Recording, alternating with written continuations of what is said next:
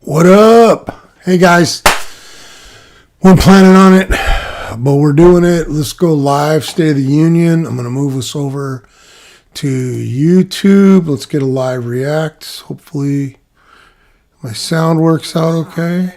I think I'll be looking at how he addresses What's this? the tone, how he brings it all together, and if it's successful at the end of the night.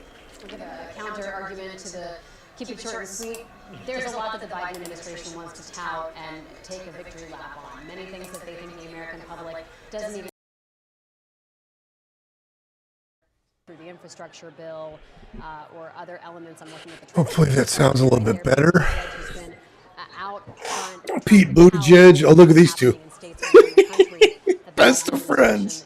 Is able to help with. Best of Frankly, I think there's a lot of friends. credit for on the state level. Even Republican governors are saying, "Hey, look at these great things we're doing." When the money is coming, Look at everybody with the money. You can look at every cabinet secretary coming in. Behind Pete Buttigieg is Jennifer Granholm and Miguel Cardona, Dennis McDonough, who's Obama's Me over chief here a of little staff, bit. Ali Mayorkas. They all want things mentioned in the speech, initiatives that they're working on, things that they're really proud of. We saw How's everybody doing tonight? walk out of the shot. Hope you guys are She good. was instrumental in getting. There she is, former governor. of I Rhode Island. worked my ass She's off kind of today and I'm the tired. Liaison to business in the administration. She got Super the, tired. Act, through and is now responsible for implementing. I didn't actually want to that sit in this the chair Biden anymore administration. tonight, It was a huge accomplishment. but I thought maybe we should do this So together in case anybody wants to they jump all on. Want to get their priorities in the speech, and it's why these. I'm looking for a shit are show. terribly short. I'm looking for a shit show tonight, being honest. Secretary Mayorkas under a lot of criticism from Republicans who plan to. Yeah, and so you see him in the back, and your first instinct is, oh, they're burying him behind everyone. But the protocol is that they're organized in order of when the department was created. And so the Department of Homeland Security was created after September 11th, and so that's why he's sort of at the back of the line. But there is talk about House Republicans trying to impeach Mayorkas, and they really have. Look at Kristen targeted, Sinema. Buttigieg, She dressed for a Johnson, 1980s prom. Kristen Sinema, who just became an independent as well. Miss Independent. And, you know, Miss Mayorkas Independent. is a very polarizing figure among House Republicans. Kevin McCarthy is Seems so to watch boned the up right now. reactions in the room, of course. He gets to sit in the big there are chair. some who keep a poker face. Members of the He Supreme gets to Court, sit in the big members of chair. the Joint Chiefs. Let's talk about who you'll be watching tonight for reactions. Yes, Joe Manchin's a good one. There he is, talking to Javier Becerra. I want to see when fucking Marjorie Taylor Greene You know, how fucking do comes in some with a bunch of Republicans balloons. respond when Biden is talking about the debt ceiling. You know, or do Oh, certain man. people get excited when Biden talks about cutting on big Joe debt? Biden. You know, are obviously Sinema and Manchin are still going to continue to be in the Senate just because of the nature of the filibuster means that you're really still going to need 9 Republicans to cross over. Hope sounds okay, guys. Legislation, and so it will be interesting to see, you know, where does Mitch McConnell stand up. McConnell, for example, is very, very strongly supportive of continuing to fund the Ukrainian war effort against Russia in a way that Kevin McCarthy is not. Kevin McCarthy is the one sitting behind the president, sitting there for the first time as Sorry about that. and so will there be any disconnect between where McCarthy stands and where McConnell stands? Rhonda, briefly, let's talk about how Speaker McCarthy has said he will deal with this night and how he'll comport himself and how he'd like to see his fellow Republicans do so. Well, he did say that he is not going to be as Nancy Pelosi was behind Trump. We all remember the pictures during one of Trump's State of the Unions that she looked fairly critical and did the hand clap. That was sort of a dig toward her. But he did say he was going to comport himself, and he looks to be doing that right now. It'll be interesting what he claps about. Of course, we'll be able to hear the applause of the room, but are there specific notes that Biden strikes that he will appear to be supportive of? That's going to be really interesting because remember, he got his speakership after making deals with a faction of Republicans who are hardliners and want him to be tougher. So Miss Pelosi, how's it feel sitting in the cheap seats, not sitting up front? how he, when he claps, what his facial expressions look like, all of that. A new generation of Democratic leadership, James, and of course, we're seeing a revitalized House leadership, Kevin McCarthy squeaking through in that speaker vote. how big of the role is it of leaders like Leader Schumer or Majority Leader Schumer, but in a body that's less relevant now that Republicans control the House, or a leader like Leader Jeffries? Yeah, there is a generational change. Jeffries and Schumer both from New York, but they do come of very different generations. They have different constituencies, and it is an open question. Pelosi made us accustomed to Democratic leaders lasting a really long time. Mitch McConnell, the longest serving Republican leader ever in the Senate. But it is an open question at this time whether McCarthy is able to hold on to his gavel for a long time. He has such a narrow majority, and he had to make so many compromises to get the job. Washington Post reporting that Marty Walsh, the labor secretary, is the designated survivor. So even though he may not be long for this job, he is. Designated survivor. Did anybody watch that show? Kiefer Sutherland. I kept wanting it to be him to be Jack Bauer in it. He just definitely wasn't. Mr. Speaker, the President of the United States. Uncle Joe.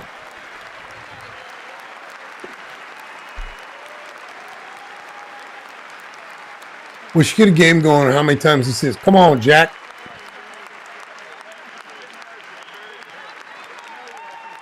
Come on, Jack. Hey, man.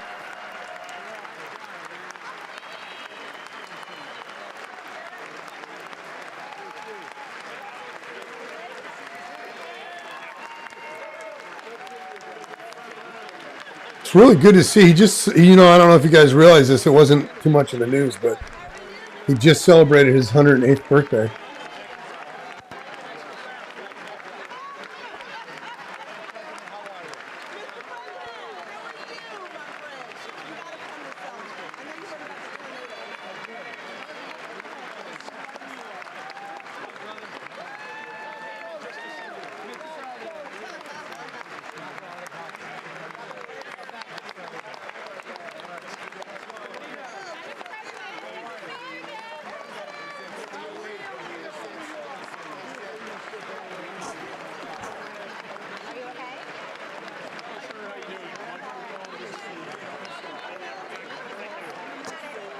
He's hanging on to that hair.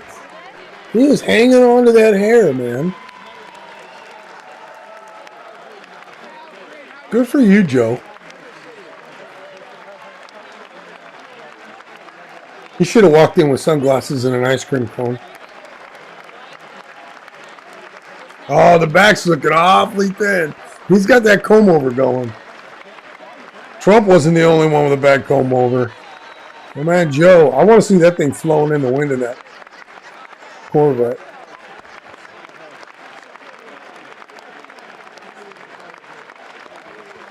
Fucking Schumer.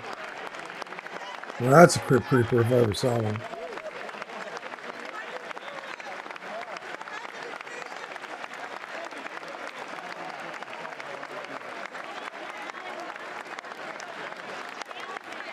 Ha!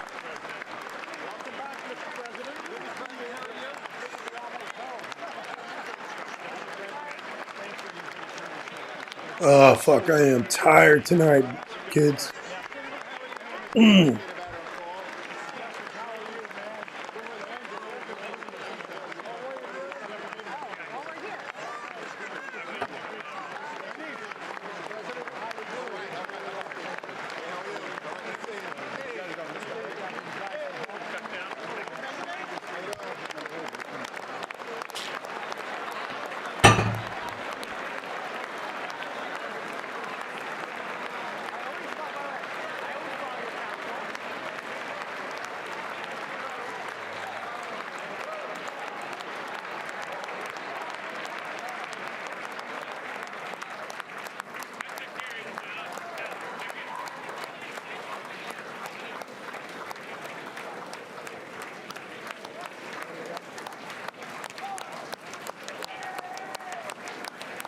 What do we think? Are we getting any booze tonight? Are we getting any booze when he speaks?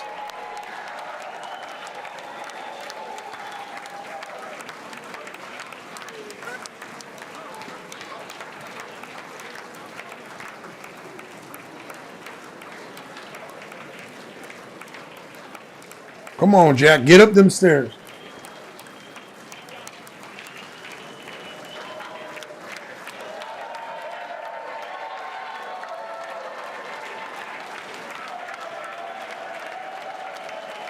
I mean, I know he's a fucking 100-year-old white capitalist who absolutely has been a racist most of his life. But I still got an affinity for him. I guess that's part of what the Riz is with my man. You got the charisma.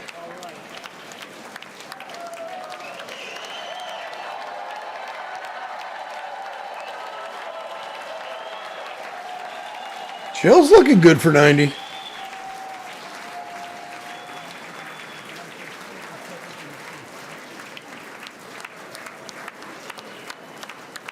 Hello, hello, hello. Thank you. Thank you, thank you, thank you. Members of Congress, I have the high privilege and the distinct honor to present to you the President of the United States.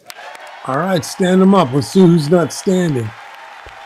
We hope we're all standing. That's what you're supposed to do. Even if you don't like them. Mr. Speaker. Thank you. You can smile. It's okay. Thank you, thank you, thank you. Thank you. Please.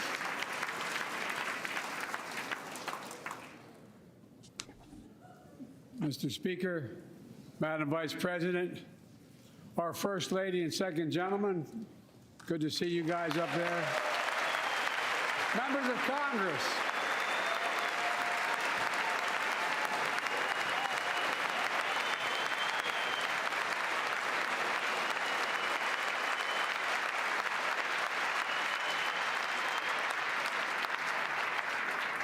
By the way, Chief Justice, I may need a court order. She gets to go to the game tomorrow, next week. I have to stay home.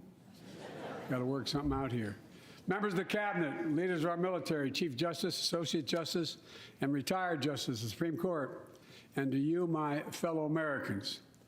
You know, I start tonight by congratulating the 118th Congress and the new Speaker of the House, Kevin McCarthy.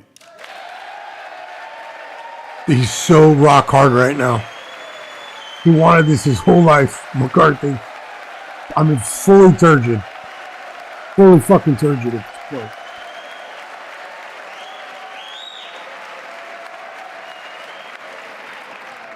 Speaker, I don't want to ruin your reputation, but I look forward to working with you. Got the jokes coming out with him. Congratulate the new leader of the House Democrats, the first African-American minority leader in history, Hakeem Jeffries.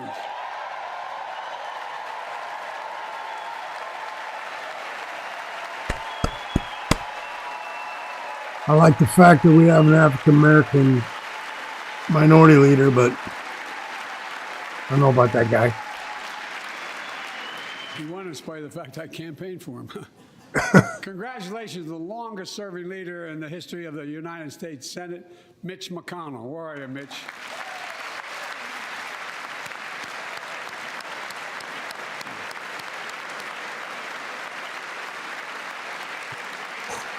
Mitch not standing because he can't stand?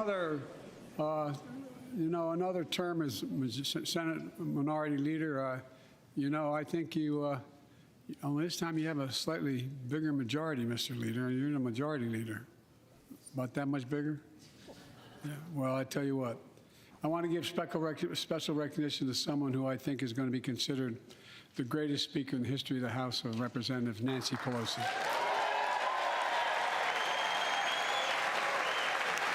Man, half that room hates her. I bet she was tough to deal with. I think it was all ruse. I think she just played drunk. Folks, the story of America is a story of progress and resilience, of always moving forward, of never, ever giving up. It's a story unique among all nations. We're the only country that has emerged from every crisis we've ever entered stronger than we got into it. Look, folks, that's what we're doing again. 2 years ago, the economy was reeling. I stand here tonight after we've created, with the help of many people in this room, 12 million new jobs. More jobs created in 2 years than any president's created in 4 years because of you all, because of the American people. ago,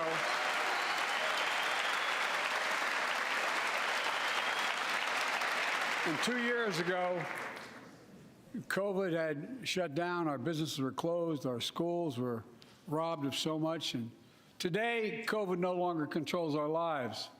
And 2 years ago, democracy faced its greatest threats in the Civil War, and today, though bruised, our democracy remains unbowed and unbroken.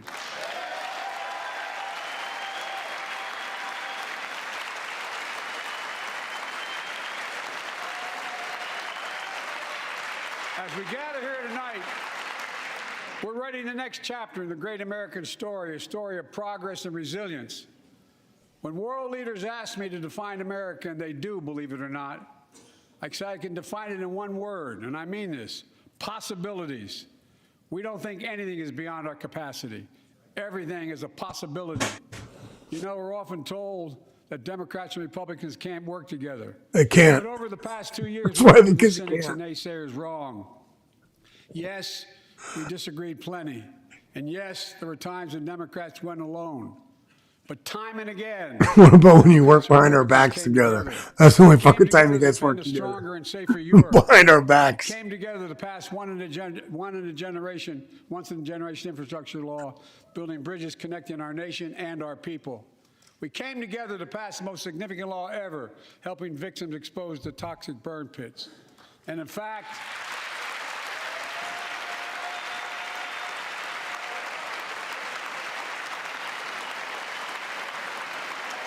it was important.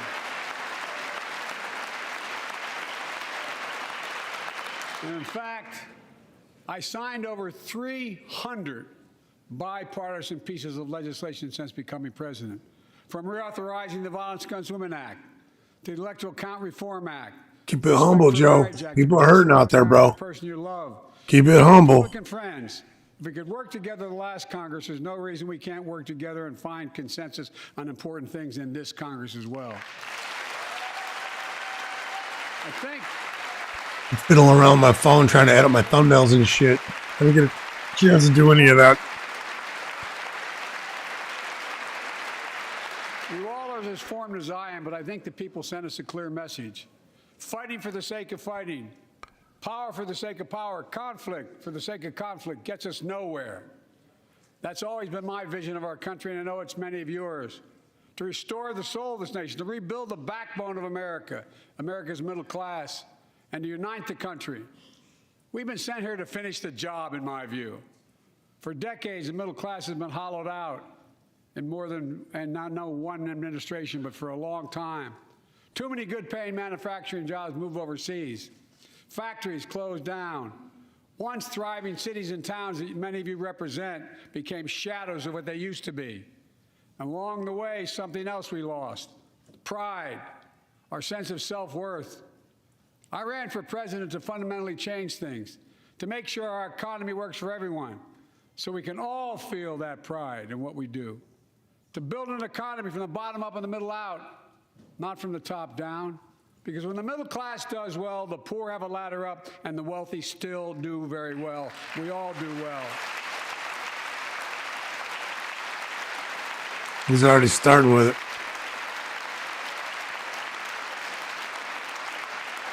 I know a lot of you always kid me for always quoting my dad, but my dad used to say, Joey, a job's about a lot more than a paycheck. He really would say this. It's about a lot more than a paycheck. It's about your dignity. It's about respect. It's about being able to look your kid in the eye and say, honey, it's going to be okay, and mean it. Well, folks, so let's look at the results. We're not finished yet by any stretch of the imagination, but unemployment rate is at 3.4%, a 50-year low. It's true. You should be proud of that. And a lot of those people got two and three jobs Record unemployment. because fucking Near record inflation's so unemployment high. for Black and Hispanic workers. We've already created Minimum wage hasn't been raised across the nation in I think 10 years. the fastest growth in 40 years. And where is it written? Where is it written that America can lead the world in manufacturing? And I don't know where that's written. For too many decades, we imported projects and exported jobs. Now, thanks to what you've all done, we're exporting American products and creating American jobs. Folks,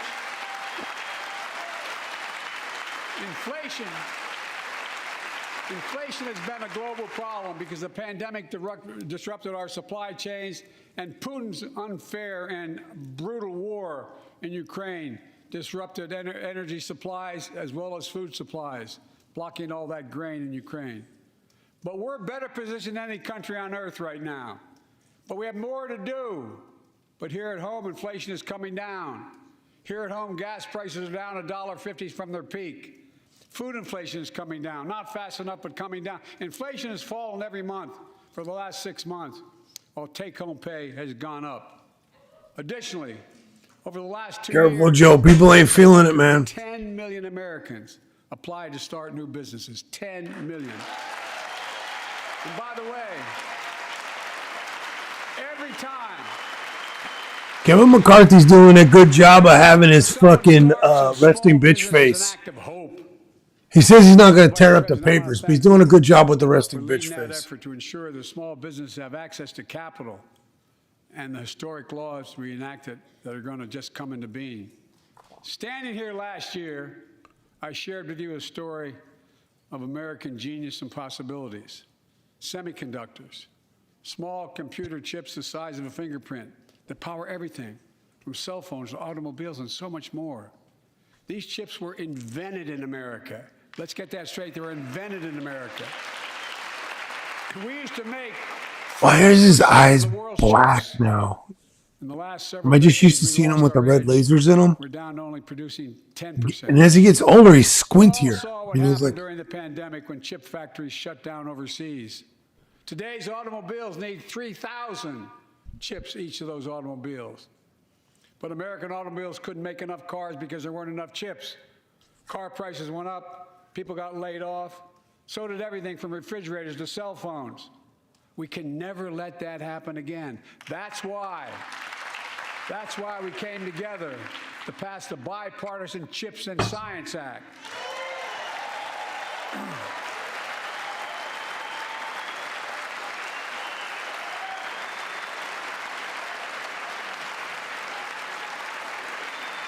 look at the fucking Republicans. I know I've been criticized for saying this, but I'm not changing my view. We're going to Really? make sure the supply chain for America begins in America. The supply chain begins in America. We've already created. You better bet. You know it, Jack. We've already created 800,000 new manufacturing jobs without this law, before the law kicks in. With this new law, we're going to create hundreds of thousands of new jobs across the country. And I mean all across the country, throughout not just the coast, but through the middle of the country as well. That's going to come from companies that have announced more than $300 billion in investment in American manufacturing over the next few years. Outside of Columbus, Ohio, Intel is building semiconductor factories on 1,000 acres, literally a field of dreams. It's going to create 10,000 jobs, that one investment, 7,000 construction jobs, 3,000 jobs in those factories once they're finished. They call them factories. Jobs paying an average of $130,000 a year, and many do not require a college degree. What's many, man? What do they pay? What's... Because we work together, these jobs where people don't have to leave home to search for opportunity. And it's just getting started. Think about the new Ted Cruz. I'm Ted Cruz. The medium-sized businesses. So much more that's going to be needed to support those 3,000 permanent jobs and the factories that are going to be built. Talk to mayors and governors, Democrats and Republicans, and Are they'll his tell you. eyes going to just close on us?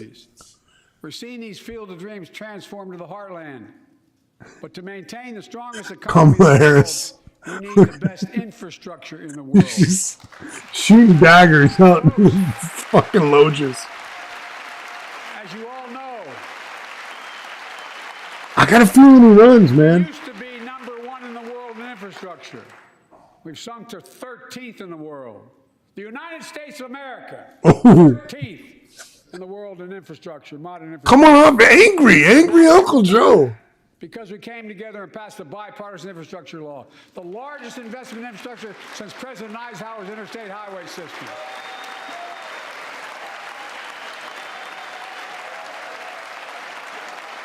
And folks,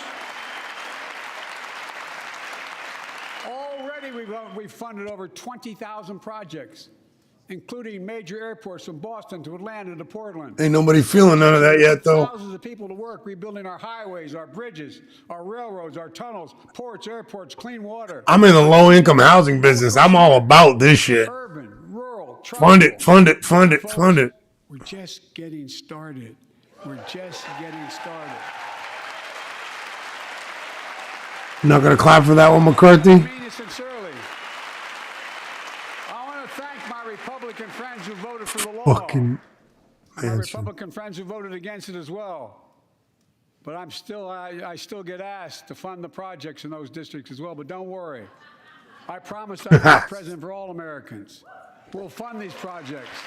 And I'll see you at the I'll vote against it, but can you please fund it since it passed? Look,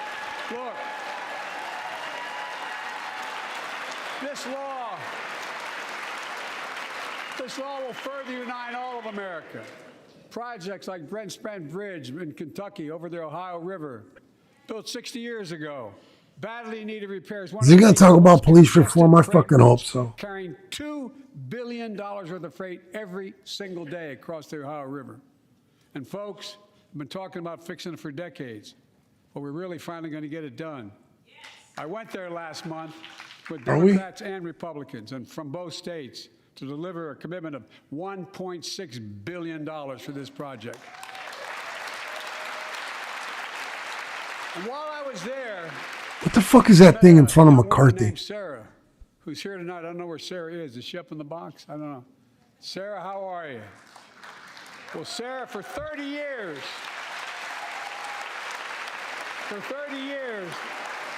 I learned, she told me she'd been a proud member of the Iron Workers Local 44. All right. known as- That's right, girl. Iron worker. I like that shit. No, You better all stand up. in the sky. You better all stand up. The folks who You better all stand up. built Iron Cincinnati workers. Skyline. Sarah said she can't wait to be 10 stories above the Ohio River building that new bridge. God bless her. That's pride. And that's what we're also building. We're building back pride. Look, we're also replacing poisonous lead pipes that go into 10 million homes in America. 400,000 school and child care centers. You guys better do that shit. Every People are child in getting sick, America. fucking right and Every left child from in the America can drink lead the water poisoning. instead of having permanent damage to their brain. Look, we're making sure You almost got caught not clapping, We're making McCarthy. sure that every community in America has access to affordable high-speed internet. No parent should have to drive by McDonald's parking lot to help them do their homework online with their kids, which many thousands were doing across the country. And when we do these projects, and again, I get criticized for this, but I make no excuses for it. We're going to buy American. We're going to buy America. All right.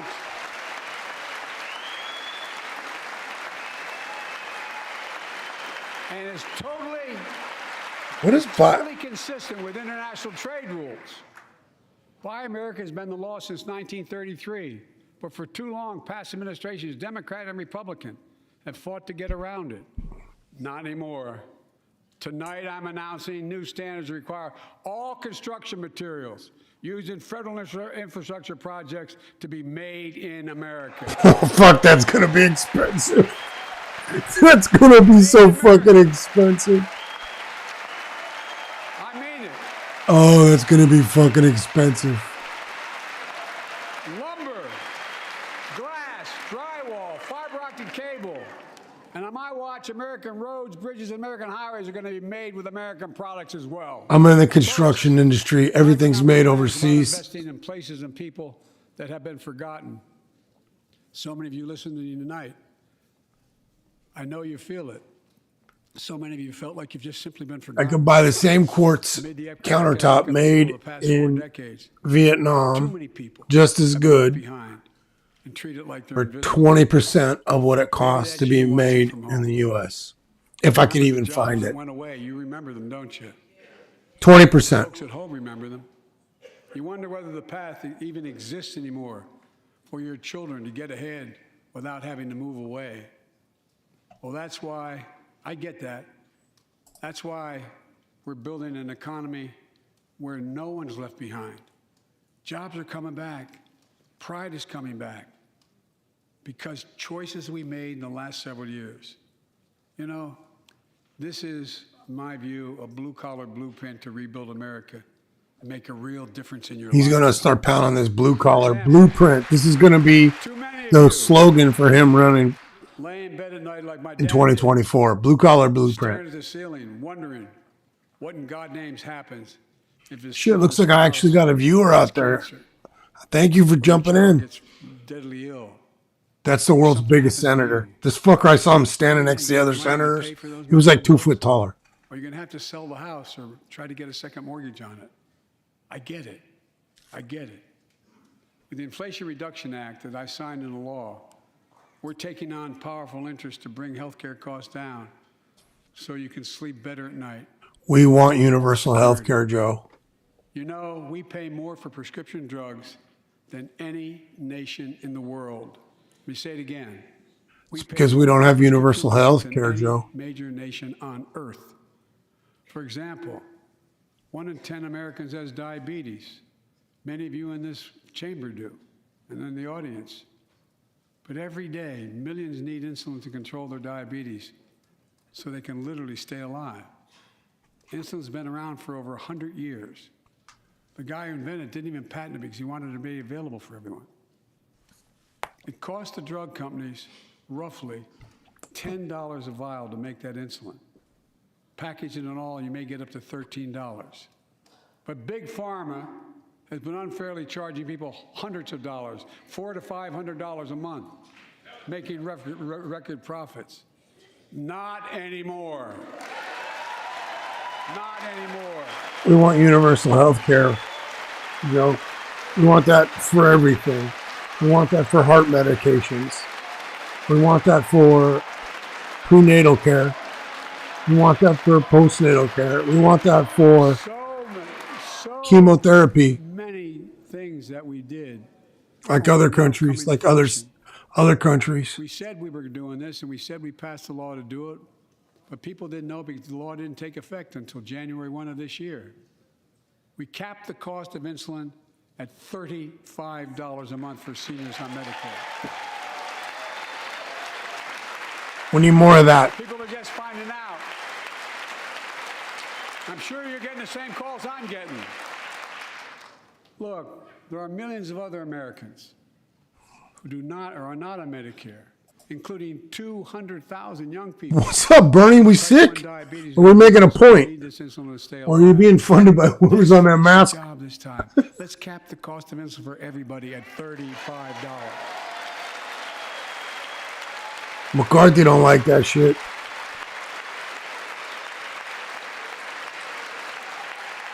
Folks, the Big Pharma's still going to do very well, I promise you all. I promise you they're going to do very well.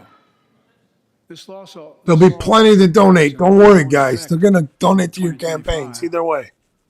Costs, out-of-pocket drug costs... Joe's not gonna make sure. He's a grifter. He knows. He knows you need your money. More than $2,000, no matter how much your drug costs are. Because you know why? You all know it. Many of you, like many in my family, have cancer. You know the drugs can range from $10,000, $11,000, $14,000, $15,000 for the cancer drugs. If drug prices rise faster than inflation, drug companies are going to have to pay Medicare back the difference. We're finally giving Medicare the power to negotiate drug prices. I like that. Bringing down, Now let's give everybody Medicare. Bringing down prescription drug costs doesn't just save seniors money. It cuts the federal deficit by billions of dollars. by hundreds of billions of dollars. Because these prescription drugs are drugs purchased by Medicare to keep their commitment to the seniors. Well, guess what? Instead of paying $400 or $500 a month, you're paying $15. That's a lot of savings for the federal government. And by the way, why wouldn't we want that?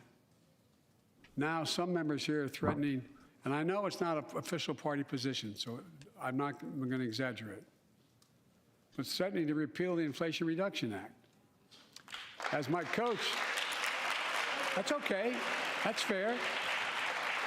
As my football coach used to say, lots of luck in your senior year. Make no mistake, if you try anything to raise the cost of prescription drugs, I will veto it. Look, Oh, Teddy. I'm pleased to say that more Americans have health insurance now than ever in history. A record 16 million people are enrolled in the Affordable Care Act. And thanks to the law I signed last year, saving millions are saving $800 a year on their premiums. And by the way, that law was written and the benefit expires in 2025. So my plea to some of you, at least in this audience, let's finish the job and make these savings permanent.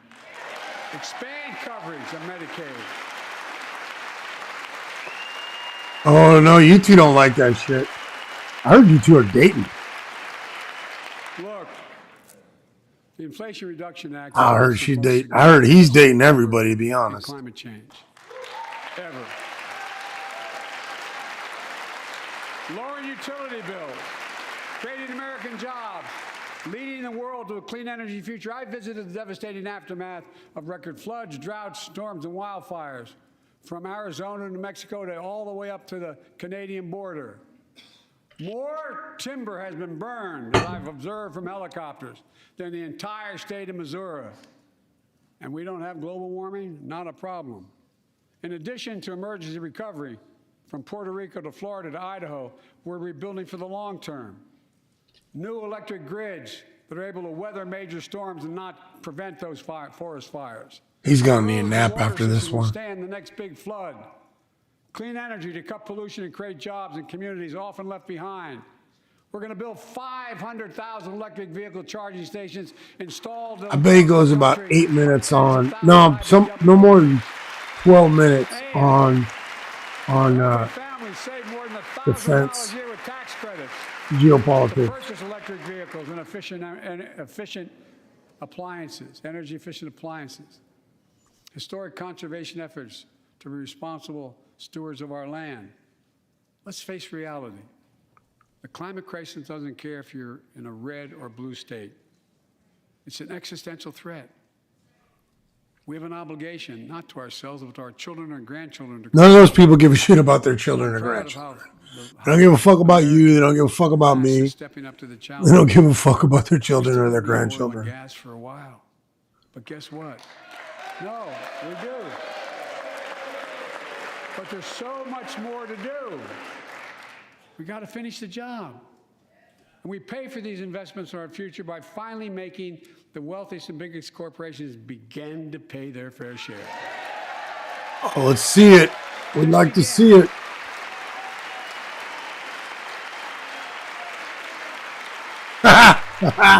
Look at her fucking face. I'm a capitalist, but pay your fair share. Yeah, I'm a capitalist. I think a lot of you at home agree with me and many people that you know.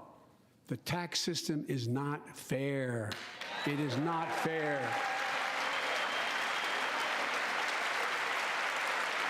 Look.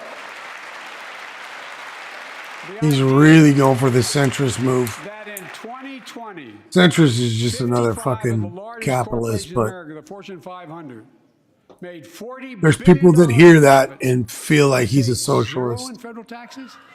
Zero? He's as big a capitalist as anybody else. Simply not fair. But now, because of the law I signed, billion-dollar companies have to pay a minimum of 15%. God love them. 15%. That's less than a nurse pays.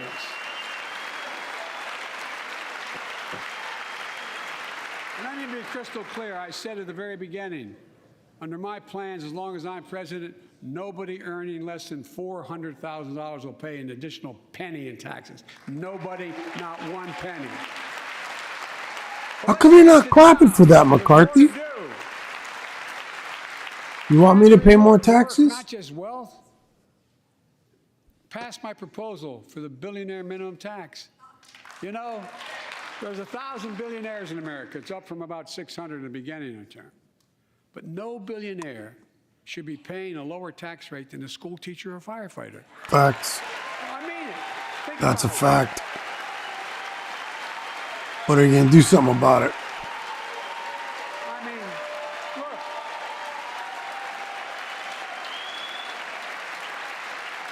I know you aren't enthusiastic about that, but think about it. Think about it. Have you noticed Big Oil just reported its profits, record Here he profits? comes. Last year they made $200 billion in the midst of a global energy crisis. Yeah, how'd that happen? I think it's outrageous. He's telling secrets tonight, boys and girls. He's telling secrets tonight. And when I talk to a couple of them, they say, we're afraid you're going to shut down all the oil wells, all the oil refineries anyway, so why should we invest in them? I said, we're going to need oil for at least another decade. And that's going to exceed and beyond that. We're going to need it. Production. If they had, in fact, invested in the production to keep gas prices down, instead, they used the record profits to buy back their own stock, rewarding their CEOs and shareholders. No one's laughing at that. He's telling secrets. No one's laughing at that. Suppose we quadruple the tax on corporate stock buybacks and encourage long-term investments. They'll still make considerable profit. He's swinging a little bit left. I ain't gonna lie. Let's finish the job and close the loophole to allow very wealthy to avoid paying their taxes. Instead of cutting the number of audits for wealthy taxpayers, I just signed a law to reduce the deficit by $114 billion by cracking down on wealthy tax cheats. That's Oh, Manchin didn't like that. That's where his money comes from. Oh, he realized he's on camera. Better clap. last 2 years, my administration has cut the deficit by more than $1.7 trillion, the largest deficit reduction in American history. Under the previous administration, the American deficit went up 4 years in a row. Because those record deficits, no president added more to the national debt in any 4 years than my predecessor. Nearly Take a little swing at 25% Trump. of the entire national debt that took over 200 years to accumulate was added by just one administration alone, the last one. They're the facts. Check it out. Check it out, Jack. Check it out. How did Congress respond to that debt? They did the right thing. They left it. Check it out. Check it out. They paid American bills to prevent an economic disaster to the country. So tonight I'm asking the Congress to follow suit. Let's commit here tonight to the full faith and credit of the United States of America will never, ever be questioned. So some of my I'll turn his light down. want to take the economy hostage. I get it, unless I agree to their economic plans. All of you at home should know what those plans are. Instead of making the wealthy pay their fair share, some Republicans want Medicare and Social Security to sunset. I'm not saying it's a majority. Let me give you, anybody who doubts it, contact my office. I'll give you a copy. I'll give you a copy of the proposal. That means Congress doesn't vote. Well, I'm glad to see you. And I tell you, I enjoy conversion. You know, it means if Congress doesn't keep the programs the way they are, they'd go away. Other Republicans say, I'm not saying it's a majority of you. I don't even think it's even a significant, but it's being proposed by individuals. I'm not politely not naming them, but it's being proposed by some of you. Look, folks, the idea is Just screaming liar. we're not going to be moved into being threatened. Did you see McCarthy just shush? Did you see him just shush fucking Marjorie Taylor Greene.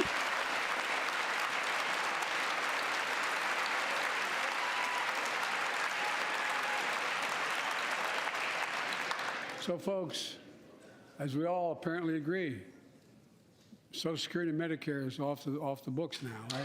They're not to be started. All right. I'm ready. We got unanimity.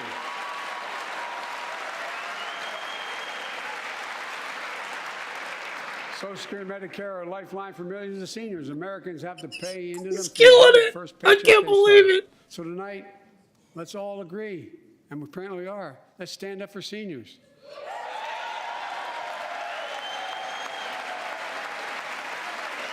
Old Joe's killing it. Stand up and show them. We will not cut Social Security. We will not cut Medicare.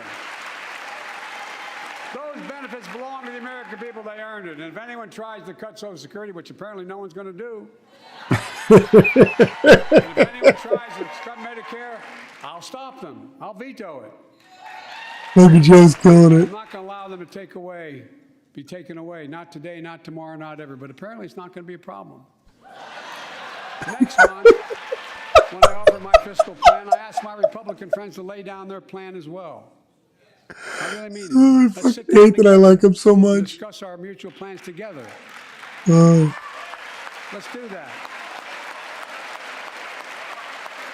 Okay, McCarthy stood. Oh, everyone stand. I can tell you, the plan I'm going to show you is going to cut the deficit by another $2 trillion. And it won't cut a single bit of Medicare or Social Security. In fact, we're going to extend the Medicare Trust Fund at least 2 decades. That's going to be the next argument. How do we keep it solvent, right? Well, we'll not raise tax on anyone making under 400 grand, but we'll pay for it the way we talked about tonight by making sure that the wealthy and big corporations pay their fair share. Look. Here's the deal. Here's the deal, Jack. They aren't just taking advantage of the tax code. They're taking advantage of you, the American consumer. Here's my message to all of you out there. I have your back.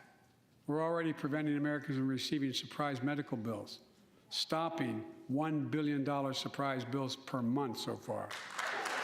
We're protecting seniors' life savings by cracking down on nursing homes that commit fraud, endanger patient safety, prescribe drugs that are not needed. Millions of Americans can now save thousands of dollars because they can. I gotta text my wife. You guys gotta be part of it. Without a prescription. Look, capitalism without competition is not capitalism. It's extortion. It's exploitation. Last year, I cracked down with the help of many of you on foreign shipping companies that were making you pay higher prices for every good coming into the country. I signed a bipartisan bill to cut shipping costs by 90%, helping American farmers, businessmen, and consumers. Let's finish the job. Pass the bipartisan legislation to strengthen antitrust enforcement and prevent big online platforms from giving their own products an unfair advantage. That was a shot at Amazon. Right across the bow. I also said, hey, Jeff. The administration is also taking on junk fees. Those hidden surcharges too many companies use to make. Got McCarthy's attention. For example, we're making airlines show you the full ticket price up front. Refund your money if your flight is canceled or delayed. We reduced exorbitant bank overdrafts by saving consumers more than $1 billion a year. We're cutting credit card late fees by 75% from $30 to $8. Look, junk fees may not matter to the very wealthy, but they matter to most other folks in homes like the one I grew up in, like many of you did. They add up to hundreds of dollars a month. They make it harder for you to pay your bills or afford that family trip. How the fuck are they going to do that? When a company There's like a trillion of them. Not anymore. We've written a bill to stop it all. It's called the Junk Fee Prevention Act. How? We're going to ban surprise resort fees that hotels charge on your bill. Those fees can cost you up to $90 a night at hotels that aren't even resorts. The idea that cable, internet, and cell phone companies can charge you $200 or more if you decide to switch to another provider. Give me a break. We can stop service fees on tickets to concerts and sporting events and make companies disclose all the fees up front. And we'll prohibit airlines from charging $50 round trip for a family just to be able to sit together. Baggage fees are bad enough. Airlines can't treat your child like a piece of baggage. Americans are tired of we're tired of being played for suckers. So pass the Junk-Free Prevention Act so companies stop ripping us off. For too long, Thanks, we're baby. getting stiff. Oh, you can be part of this. It's just, I only have one viewer. I got cashews, guys. Christian. For example, I should have known this, but I didn't until 2 years ago. 30 million workers have to sign non-compete agreements with the jobs they take. 30 million. So a cashier at a burger place can't walk across town and take the same job at another burger place and make a few bucks more. It just changed. But they just changed it because we exposed it. That was part of the deal, guys. Look it up. Not anymore. We're banning those agreements so companies have to compete for workers and pay them what they're worth.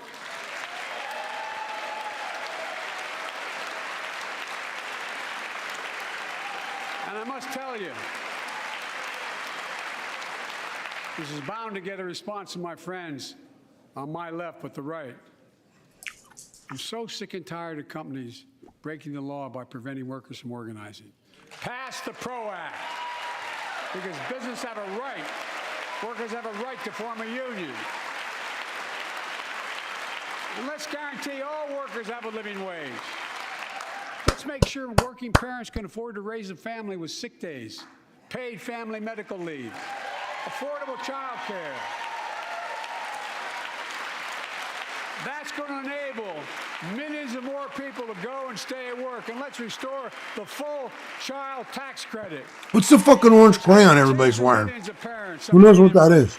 and cut child poverty in half to the lowest level in history. And by the way, when we do all these things, we increase productivity. We increase economic growth. How come McCarthy isn't wearing a fucking American More flag families pin access on to his affordable lapel? quality housing.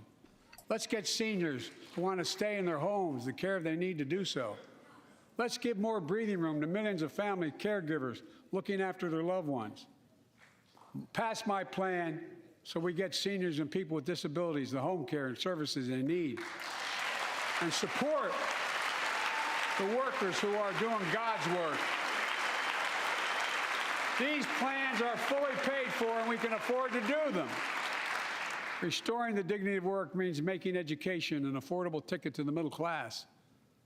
You know, when we made public education, 12 years of it universal in the last century, we made the best educated, best paid. What are you doing, buddy? Dogs are watching. In the world.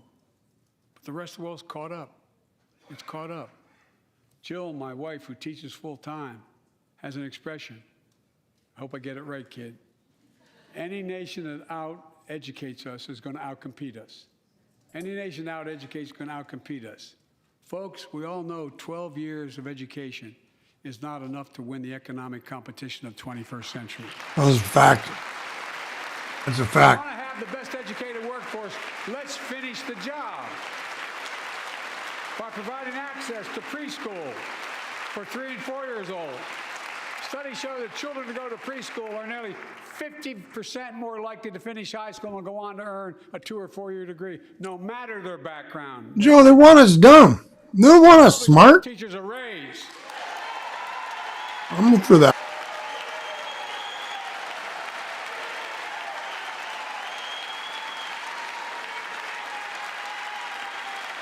We're making progress by reducing student debt, increasing Pell Grants for working and middle-class families. Let's finish the job and connect students to career opportunities starting in high school. Provide access to 2 years of community college, the best career training in America, in addition to being a pathway to a 4-year degree.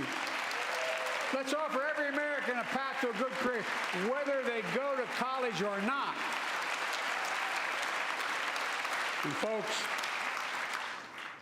folks, in the midst of the COVID crisis, when schools were closed and we were shutting down everything, let's recognize how far we came in the fight against the pandemic itself.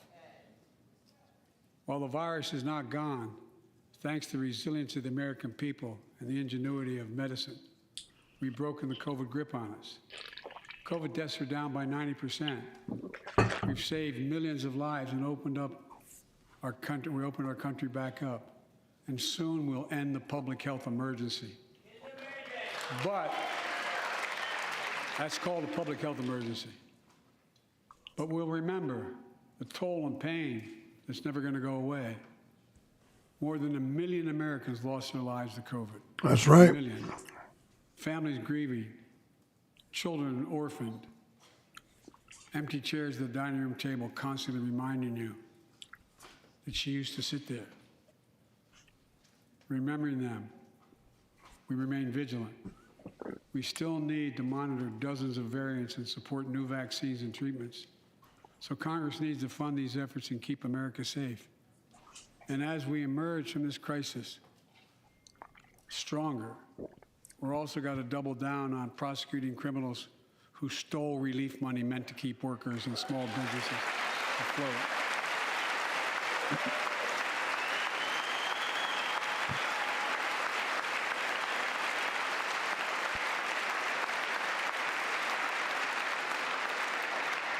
Before I came to office, you remember, during that campaign, the big issue was about inspector generals who would protect taxpayers' dollars who were sidelined.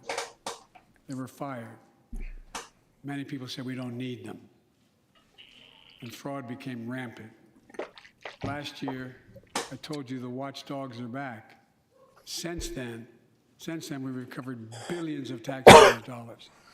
Now let's triple the anti-fraud strike force going after these criminals, double the statute of limitations on these crimes, and crack down on identity fraud by criminal syndicates stealing billions of dollars from the American people. Oh, a lot of people don't like that one.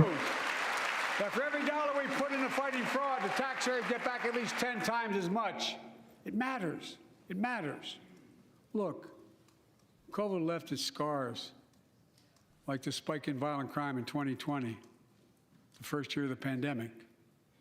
We have an obligation to make sure all people are safe. Public safety depends on public trust, as all of us know. But too often that trust is violated. Joining us tonight are the parents of Tyre Nichols. Welcome. The poor people. The poor people.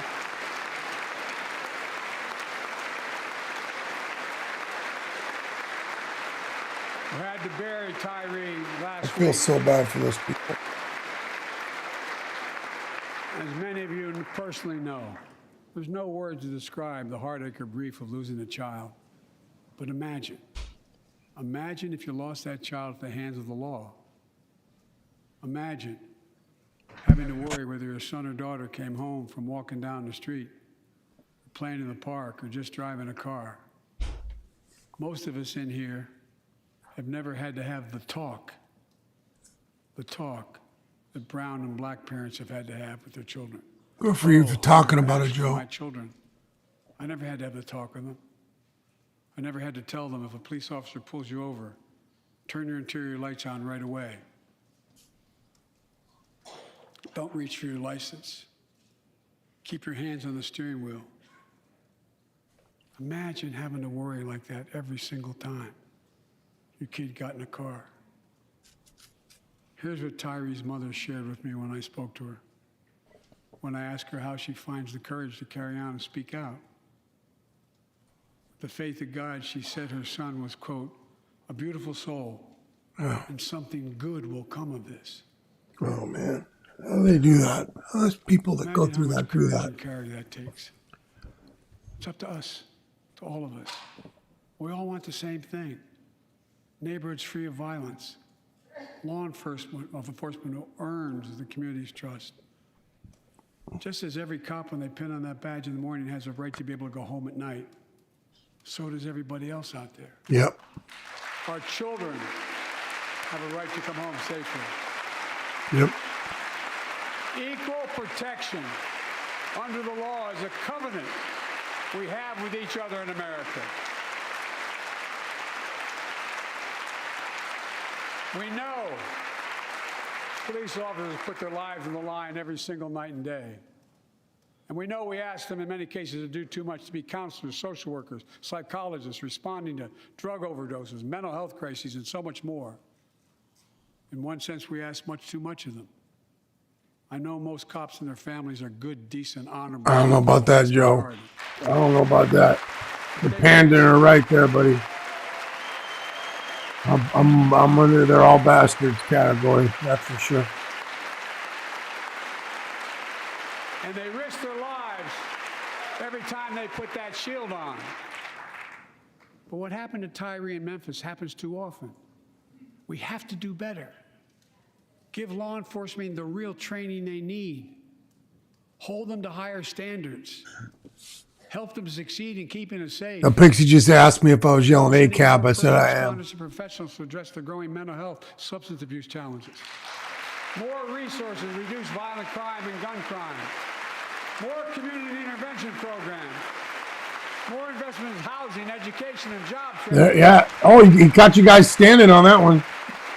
All this can help prevent violence in the first place. And when police officers or police departments violate the public trust, they must be held accountable. With the support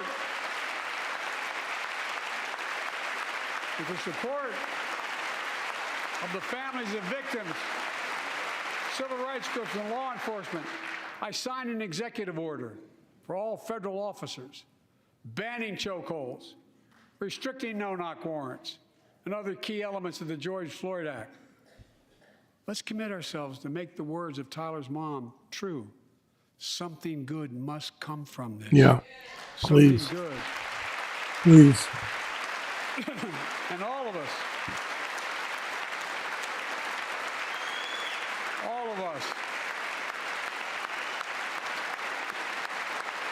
Look at her saying thank you to everyone. I hope she lobbies the shit out of them old white folk. I hope she lobbies the shit out of them. folks, it's difficult, but it's simple. All of us in this chamber, we need to rise to this moment. We can't turn away. Let's do what we know in our hearts that we need to do. Let's come together to finish the job on police reform. Do something. Do something. That was the plea of parents who lost their children in Uvalde. I met with every one of them. Do something about gun violence. Thank God. Thank God we did. Passing the most sweeping gun safety law in 3 decades. That includes things like that the majority of responsible gun owners already support. Enhanced background checks for 18 to 21 years old. Red flag laws, keeping guns out of the hands of people who are a danger to themselves and others. But we know our work is not done. Joining us tonight is Brandon Say, a 26-year-old hero. Brandon put his college dreams on hold to be at his mom's side. His mom's side when she was dying from cancer. And Brandon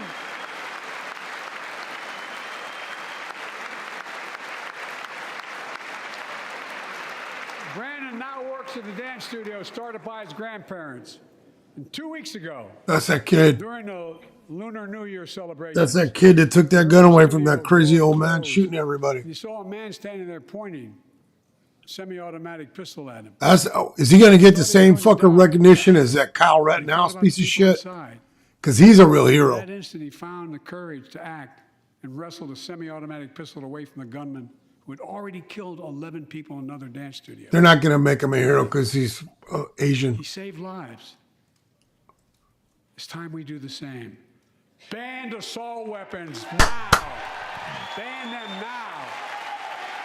Once and for all.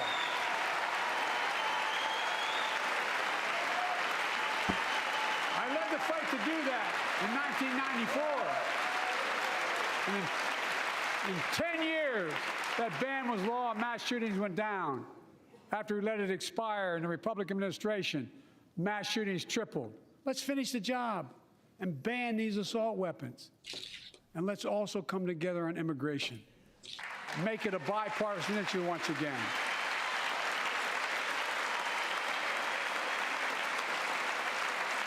We know we now have a record number of personnel working to secure the border, arresting 8,000 human smugglers, seizing over 23,000 pounds of fentanyl in just the last several months. We've launched a new border plan last month. Unlawful migration from Cuba, Haiti, Nicaragua, and Venezuela has come down 97% as a consequence of that. But American border problems won't be fixed until Congress acts. If we don't pass my comprehensive immigration reform, at least pass my plan to provide the equipment and officers to secure the border.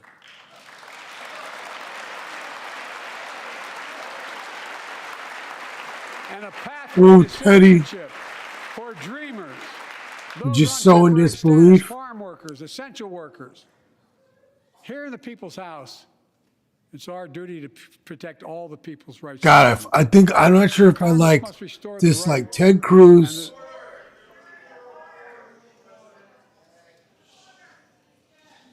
Congress must restore the right. Ted Cruz, Marjorie Taylor Greene, or that Boebert chick. Which one I dislike protect more? Roe v. Wade. There we go. Give every woman a consular right. The Vice President and I are doing everything to protect access to reproductive health care and safeguard patient safety. But already more than a dozen states are enforcing extreme abortion bans. Make no mistake about it. If Congress passes a national ban, I will veto it. There you go. You just said it. But let's also pass the Bipartisan Equality Act to ensure LGBTQ Americans, especially transgender young people, can live with safety and dignity. Our strength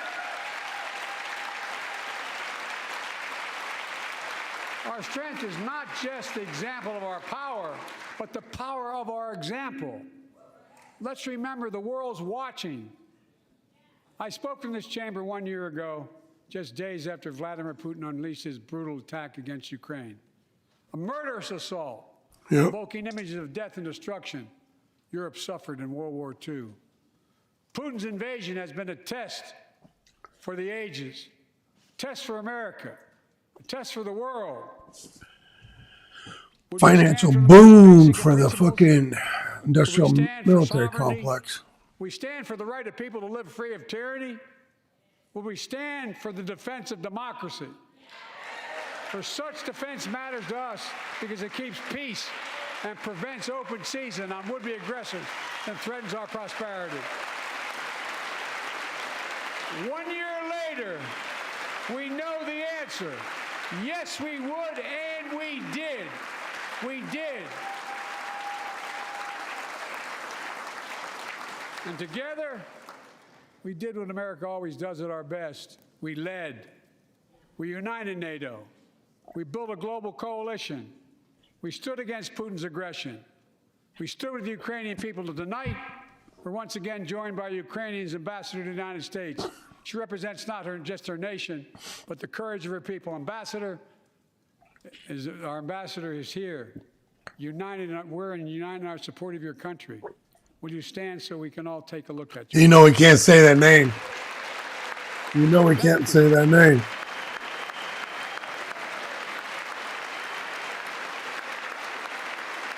Because we're going to stand with you as long as it takes.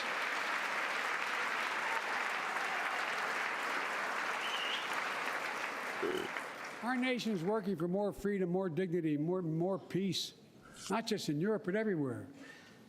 Before I came to office, the story was about how the People's Republic of China was increasing its power and America was failing in the world. Not anymore. We made clear, and I made clear in my personal conversations, which have been many, with President Xi, that we seek competition, not conflict. But I will make no apologies that we're investing to make America stronger. Investing in American This is the innovation grift I was businesses talking will about on define one of the my future last live that streams. China intends to be dominating. They're gonna. This is why you can't have universal health care. Working with our allies to protect advanced technologies so they will not be used against us. This is the money. Modernizing our military to safeguard stability and deter aggression. Today, we're in the strongest position in decades to compete with China or anyone else in the world. Anyone else in the world. And I'm committed.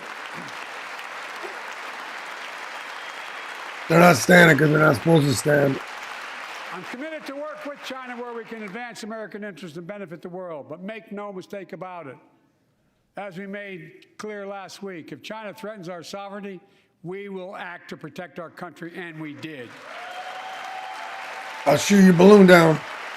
McCarthy, how come you're not clapping to that? Let's be clear. Winning the competition should unite all of us. We face serious challenges across the world. But in the past 2 years, democracies have become stronger, not weaker. Autocracy has grown weaker, not stronger. Name me a world leader who changed places with Xi Jinping. Name me one. Name me one.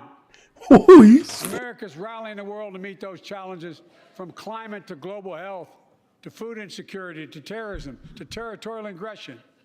Allies are stepping up, spending more and doing more. Look, the bridges we're forming between partners in the Pacific and those in the Atlantic, and those who bet against America are learning how wrong they are. It's never, ever been a good bet to bet against America. Never. McCarthy's pissed, man. I gotta say, Joe looks pretty strong. Love him or hate him, man. He looks pretty strong. He don't look weak. He don't look feeble. When I came to office, most assured that bipartisanship assumed was impossible, but never believed it. That's why a year ago I offered a unity agenda to the nation as I stood here. We made real progress together. We passed a law making it easy for doctors to prescribe effective treatments for opioid addiction. We passed the gun safety law, making historic investments in mental health. We launched the ARPA-H. What if I put myself over? Breakthrough in the fights against cancer, Alzheimer's, and diabetes, and so much more. We passed the Heath Robinson PACT Act, named after the late Iraq War veteran whose story about exposure to toxic burn kits I shared here last year.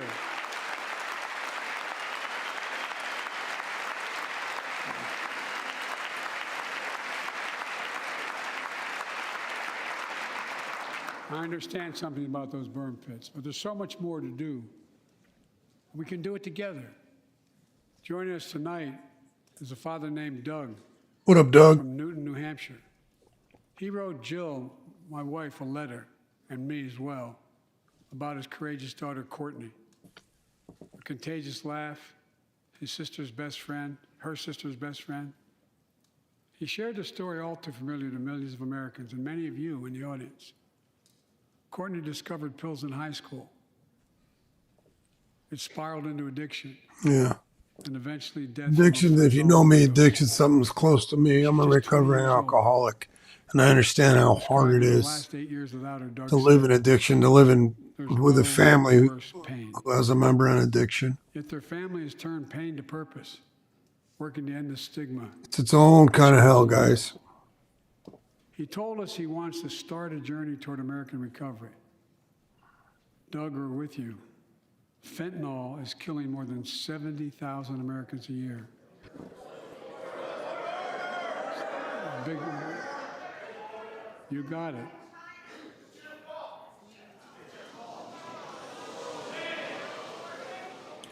Someone yelling, it's your fault. So let's launch a major surge to stop fentanyl production and the sale and trafficking, with more drug detection machines, inspection cargo, stop pills and powder at the border. Working with couriers like FedEx to inspect more packages for drugs. Strong penalties to crack down on fentanyl trafficking. Second, let's do more on mental health, especially for our children. When millions of young people are struggling with bullying, violence, trauma, We owe them greater access to mental health care at their schools. We must finally hold social media companies accountable for experimenting they're doing running children for profit. It's time to pass bipartisan legislation to stop big tech from collecting personal data on our kids and teenagers online, ban targeted advertising to children, and impose stricter limits on the personal data that companies collect on all of us. Third, let's do more to keep this nation's one truly sacred obligation to equip those we send into harm's way and care for them and their families when they come home. Job training, job placement for veterans, There you go. spouses as they come to return to civilian life, helping veterans afford the rent, because no one should be homeless in America, especially someone who served the country.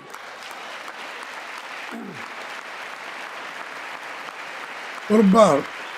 Yeah, but can we go back to the no one should be homeless in America? Dennis Can't believe the amount of Dennis homeless people we have in McDonough's this here country. from the VA. We had our first real discussion when I asked him to take the job. I'm glad he did. We were losing up to 25 veterans a day on suicide. Now we're losing 17 a day to the silent scourge of suicide. 17 veterans a day are committing suicide. More than all the people being killed in the wars. Wow. Folks, VA is doing everything it can, including expanding mental health screening, proven programs that recruits veterans to help other veterans understand what they're going through, get them the help they need. We got to do more. And fourth, last year, Jill and I reignited the cancer moonshot that I was able to start with President Obama asked me to lead our administration on this issue. Our goal is to cut the cancer death rates at least by 50% in the next 25 years. Turn more cancers from death sentences to treatable diseases. Provide more support for patients and their families. It's personal to so many of us in this audience. Joining us are Morris and Candice, an Irishman and a daughter of immigrants from Panama. They met and fell in love in New York City and got married in the same chapel Jill and I got married in New York City. Kindred spirits. He wrote us a letter about his little daughter, Ava, and I saw her just before I came over. She was just a year old when she was diagnosed with rare kidney disease. Oh, wow. After 26 blood transfusions, 11 rounds of radiation, Poor mama. 8 rounds of Look at her. Her dad looks like he's gonna ball. 1 kidney removed, giving a 5% survival rate. He wrote how in the darkest moments he thought, if she goes, I can't stay. Many of you have been through that as well. Jill and I understand that like so many of you. And he read Jill's book describing our family's cancer journey and how we tried to steal moments of joy where we could with Bo. For them, that glimmer of joy was the half smile of their baby girl. It meant everything to them. They never gave up hope. Little Ava never gave up hope. She turns 4 next month. All right. They just found out Ava's beating the odds, is on her way to being cured of cancer. Oh, that's wonderful. And she's watching from the White House tonight if she's not asleep already. For the lives we can save.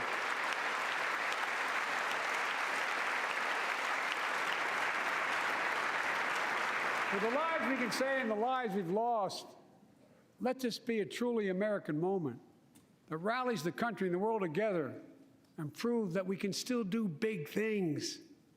20 years ago, under the leadership of President Bush and countless advocates and champions, he undertook a bipartisan effort through PEPFAR to transform the global fight against HIV/AIDS. It's been a huge success. He thought big. He thought large.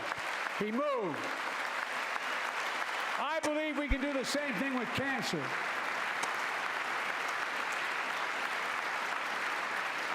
Let's end cancer as we know it.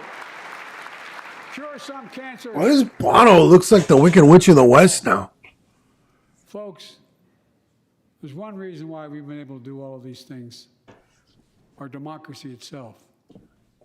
Oh, here comes a shot. With democracy, Everything's possible. Without it, nothing is. The last few years, our democracy has been threatened and attacked, put at risk, put to the test in this very room on January the 6th. And then just a few months ago, an unhinged big lie assailed and unleashed a political violence, the home of the then Speaker of the House of Representatives, using the very same language the insurrectionists used as they stalked these halls and chanted on January 6th. I didn't think he was going to bring that shit up. Chamber is a man who bears the scars of that brutal attack, but is as tough and as strong, as resilient as they get. My friend Paul Pelosi. Paul, stand up. Oh, Paul Pelosi. I don't know if I want to go against him in a hammer fight. He took a pretty good fucking beating and he's still around. He's got to be. I mean, that old fucking cheat, he's been around 3,000 years. But such a heinous act should have never happened. We must all speak out. There's no place That for one political tough piece of violence in shit. America. We have to protect the right to vote, not suppress the fundamental right. Honor the results of our elections, not subvert the will of the people. We have to uphold the rule of law and restore trust in our institutions of democracy. And we must give hate and extremism in any form no safe harbor. What up, McCarthy? Oh, look at that whole side. No one's standing. Democracy That's the insurrection side. must not be a partisan issue. It's an American issue. Every generation of Americans has faced a moment where they have been called to protect our democracy, defend it, stand up He's for it. going strong in hour 21. My fellow Americans, we meet tonight at an inflection point He's here to prove you fuckers wrong. He's too old. that only a few generations ever face, where the direction we now take is going to decide the course of this nation for decades to come. We're not bystanders of history. We're not powerless before the forces of That left eye's getting droopier. It's within our power of we the people. We're facing the test of our time. Look at We have this. to be the nation we've always been at our American best. pendant. Optimistic, hopeful, American forward-looking. flag, A nation McCarthy, that no places American light over flag. dark, hope over fear, unity over division, stability over chaos. Oh, that was almost some We have to words. see each other not as enemies, but as fellow Americans. We're good people. The only nation in the world built on an idea. The only one. Thank you, baby. Other nations are defined by geography, ethnicity. Who knows what the We're color the only crayon nation is? Based on an idea that all of us, every one of us, is That created other in the guy image of God. was wearing a green crayon. A nation that stands as a beacon of the world. A nation in a new age of possibilities.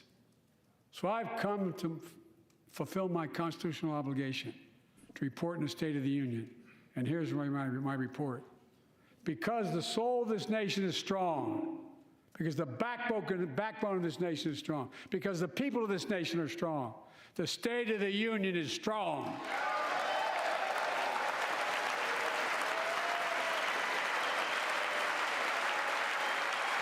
How is McCarthy not standing up for that? How are the Republicans not standing up?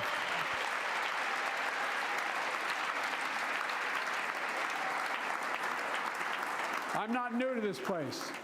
I stand here tonight having served as long as about any one of you have ever served here. But I've never been more optimistic about our future, about the future of America. We just have to remember who we are.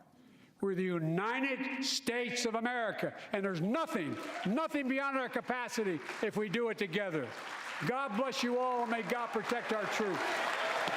Thank you.